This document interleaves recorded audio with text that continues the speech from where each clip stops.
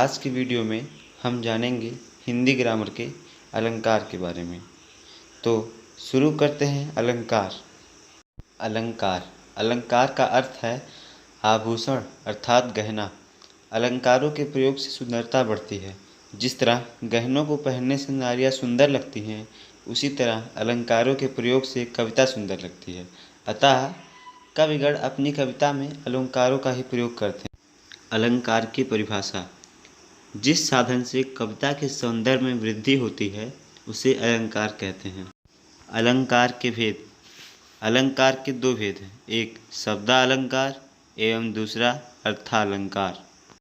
शब्दालंकार, जहाँ काव्य में शब्दों के विशिष्ट प्रयोग से सौंदर्य और चमत्कार उत्पन्न होता है, वहाँ शब्दालंकार होता है। जैसे तरण तनुजा तट तमाल तरुवर बहुछाए, यहाँ पे ता वर्ण की आवृत्ति बार बार हो रही है, जो कि काव्य में सौंदर्य और चमत्कार उत्पन्न कर रहा है, इसलिए यह शब्दालंकार है। प्रमुख शब्दालंकार हैं, पहला अनुप्रास अलंकार, दूसरा यमक अलंकार एवं तीसरा श्लेष अलंकार।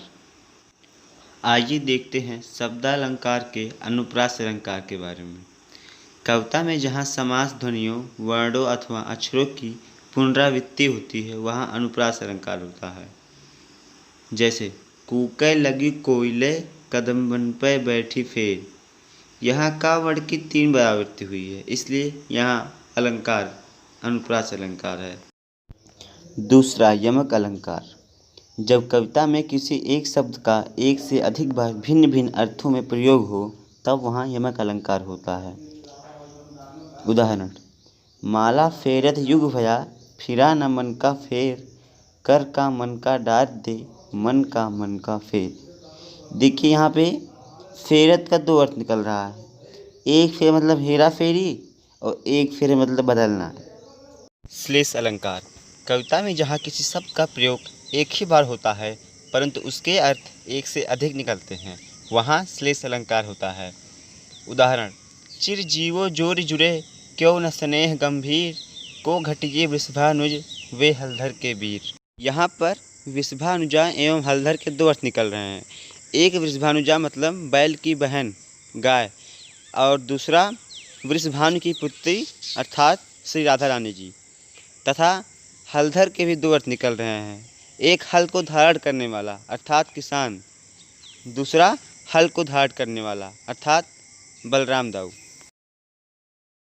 अब हम आते हैं अलंकार के दूसरे भाग अर्थालंकार में। अर्थालंकार की परिभाषा। जहाँ कविता की पंक्ति में अर्थ के कारण विशेष सौंदर्य या चमत्कार उत्पन्न होता है, वहाँ अर्थालंकार होता है। प्रमुख अर्थालंकार इस प्रकार हैं: उपमा, रूपक, उत्प्रेक्षा, अतिशयोक्ति, मानवीकरण अलंकार। अन्योक्त अलंकार आपके सिलेबस में नहीं है। अर्थालंकार के भाग देखते हैं अगले वीडियो में। धन्यवाद।